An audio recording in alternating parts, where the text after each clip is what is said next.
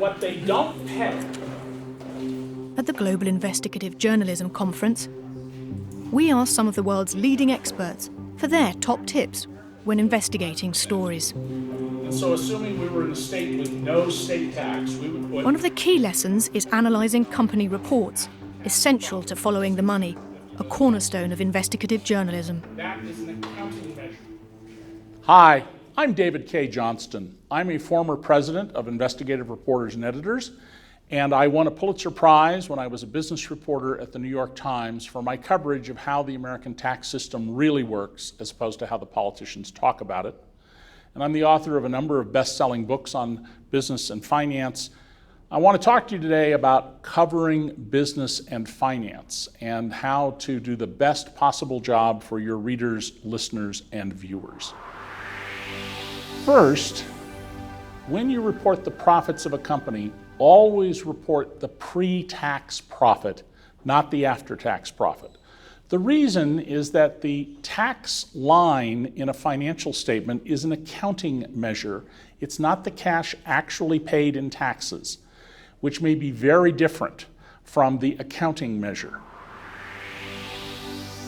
Second, ignore the press releases from companies when they report their finances. You want to instead report what they officially gave to the shareholders and to the government using generally accepted accounting principles. That's GAAP, generally accepted accounting principles. Third, keep in mind that the duty of the directors and executives of a company is not to the shareholders in America and many other jurisdictions. Their duty is to the enterprise, to the company. The company itself is like a helpless baby. It has no mind of its own, has no capacity to do anything, and it must be cared for by the directors and officers.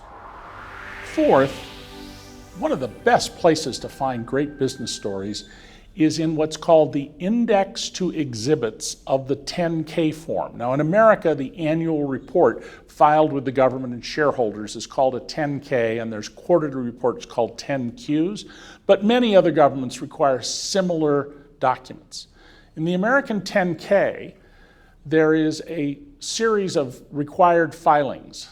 The 10 series in the Index to Exhibits, which is at the very end of the 10K, are contracts. So the CEO's contract, the contract with a member of the board of directors' daughter's company to supply helicopters, those will all be listed there.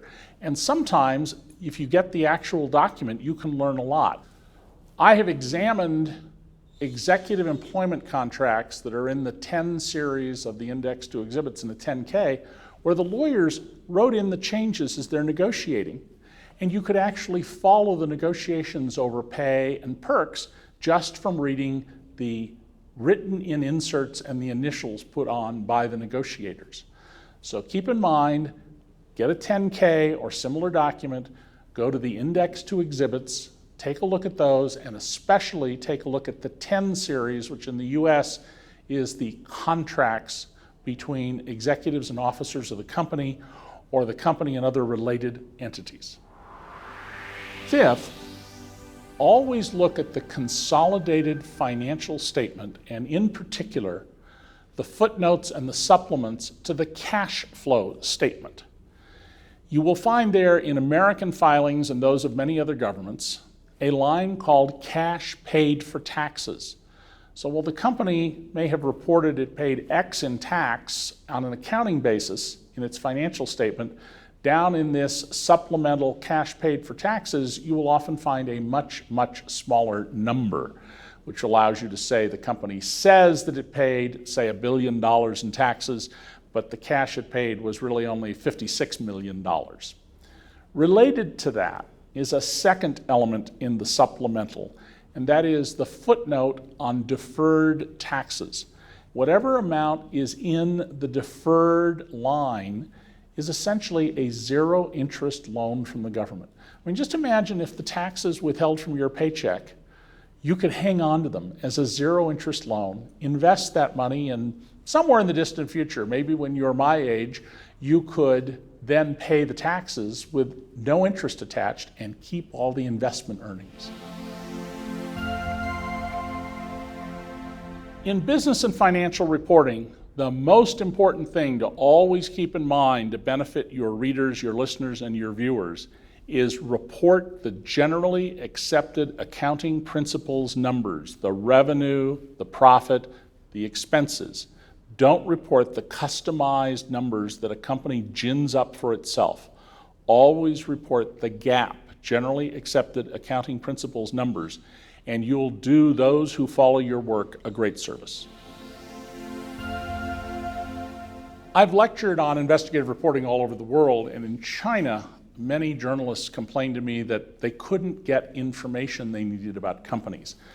Well, when I was in Fusan, China, which is a metal-bending city where they build air conditioners, I put up on a screen from an American document the business records of one of the biggest companies in Fusan, and it included the 10 biggest customers of this company and the percentage of their sales that each of these 10 customers represented.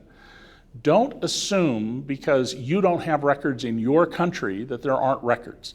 The Americans, the Brits, the Australians, the Japanese, all have filing systems, and there may be important documents and revealing documents already online. You just need to find them.